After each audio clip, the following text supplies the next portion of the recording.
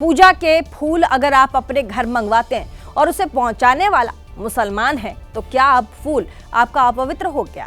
महाकुंभ में हिंदुस्तान के करोड़ों लोगों ने स्नान किया। कहते हैं स्नान से सारे पाप धुल जाते हैं। फिर जो देशवासी कुंभ में स्नान के लिए पहुंचे और वहां ऑटो वाले लेकर जिस नाव से सवारी को अगर जाता है, अगर वो मुसलमान होता तो क्या आपका कुंभ स्नान बेकार हो गया? आप कहेंगे ऐसा थोड़े ही होता है। बिल्कुल नहीं होता और हम भी यही कह रहे हैं। वरना बताइए, जिस भोले के दर्शन के लिए जिस अमरनाथ यात्रा को सबसे मुश्किल माना जाता है, वहां तक पहुंचाने के लिए सबसे बड़ी मदद तो बकरवाल समुदाय करता है, जो कि मुस्लिम धर्म से आते हैं। आपकी स्क्रीन पर मौजूद ये तस्वीरें बकरवाल समुदाय की हैं, जो अपने घोड़ों, खच्चरों और पिट्ठुओं के जरिए तीर्थयात्री और उनके सामान को पवित्र अमरनाथ गुफा तक पहुंचने में मदद करता है।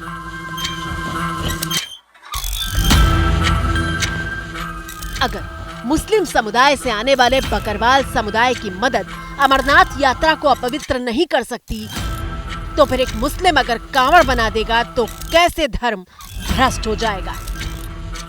शुद्धता का मामला है भाई। कोई भी आदमी अगर गंदा है, वो हिंदू हो या मुसलमान हो, गंदगी से किसी दूसरे तरीके से कुछ कर रहा है तो वो सबके लिए गलत है, वो सब गलत है।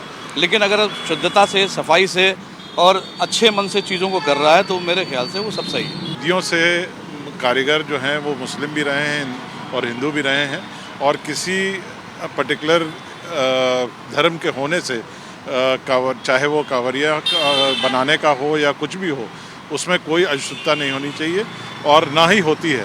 ये कि ऐसा कुछ नहीं, बिजनेस करने का अधिकार सबको है। हम लोग एक सहिष्णु समाज में रहते हैं और सहिष्णु समाज वालों को आपत्ति नहीं होनी चाहिए। और किसी भी धर्म के लोग किसी भी धर्म के लिए यदि कुछ बनाते हैं या उसको बेचते हैं तो उसमें ये कांवड़ हो या कुछ अशुद्धि तो होनी नहीं चाहिए।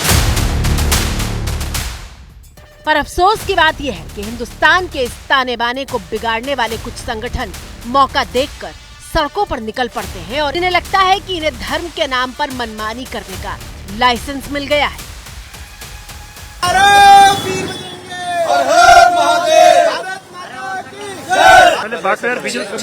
चेक करेंगे इनका। ये है क्या नाम है तेरा? क्या नाम है? दीपक। आधार इसका चेक करना। इसके कुछ है आपके पास में? आधार कार्ड वगैरह है अपना? स्कैनर चेक करो। आईडी प्रूफ है कुछ आपके पास? हमारा नाम है दीपक, विजय कुमार के नाम से आ रहा है। कुछ आईडी प्रूफ वगैरह कुछ भैया? गाजियाबाद के मुरादनगर में दुकानदारों का आधार चेक कर रहे ये लोग हिंदू रक्षा दल से ताल्लुक रखते हैं। नाम सुनकर आप इस संगठन का मकसद तो समझ ही गए होंगे। गनीमत ये रही कि हिंदुओं का ठेकेदार बनकर जब ये दल दुकानदारों के पास पहुंचा तो वहां पुलिस मौजूद थी और उन्हें मौके से बैरंग वापस कर दिया। ये हम लोग का काम है, हम लोग कर लेंगे। आ जाइए, आप लोग आ जाइए, हम लोग कर लेंगे। हमारा काम है और विभाग है उनका काम है, सबको बता कर लेंगे। ठीक है भैया, ठीक। हमने कहा अब हमारे ऊपर छोड़ दो, हम कर लेंगे।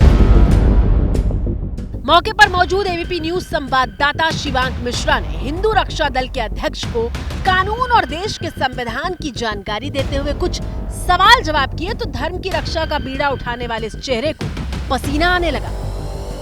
यहाँ पर लाखों की संख्या में हमारे शिव भक्त रुकते हैं। हम नहीं चाहते कि यहाँ पर किसी भी तरीके का कोई ऐसा व्यक्ति हो जिससे हमारे शिव भक्तों को परेशानी। किसे खतरा? मतलब किन लोगों से खतरा? किन लोगों से खतरा है? सीधी सी बात है, आपको पता ही है, मुस्लिमों से खतरा है। 25 करोड़ है देश में मुसलमान, सबसे खतरा है। सबसे खतरा है, सबसे खतरा है।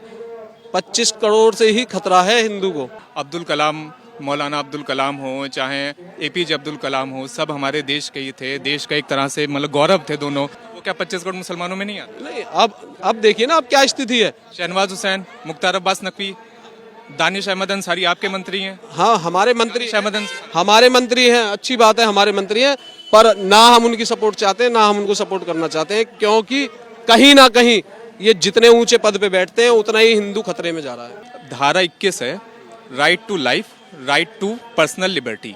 राइट टू पर्सनल लिबर्टी के आधार पर भारत में संविधान है, किसी भी व्यक्ति से उसका पर्सनल डॉक्यूमेंट आप नहीं मांग सकते हैं, सिर्फ सुरक्षा एजेंसियां मांग सकते हो। क्या संविधान केवल हिंदू पे ही लागू होता है? सब पर लागू होता है, मुसलमानों पर भी लागू। कहाँ?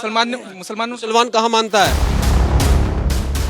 सावन पर शुरू हुआ ये धर्म संग्राम हर दिन के साथ बढ़ता ही जा रहा है। अब हिंदू रक्षा सेना के राष्ट्रीय अध्यक्ष ने सरकार से मांग कर डाली कि हरिद्वार तीर्थ क्षेत्र में कोई भी गैर हिंदू प्रवेश न कर पाए। कि हरिद्वार तीर्थ क्षेत्र में किसी भी प्रकार का गैर हिंदू प्रवेश ना करे, ये कानून है। तो हम अगर कानून पालन कोई नहीं कराएगी, सरकार की जिम्मेदारी है। हम तो अब भी सरकार को कह रहे हैं, हम सरकार को 2-3 दिन दे भी रहे हैं कि सरकार चिंता पूर्वक इस्लाम के जिहादियों का प्रवेश ना होने दे, और अगर नहीं करेंगे तो हम इस काम को करेंगे।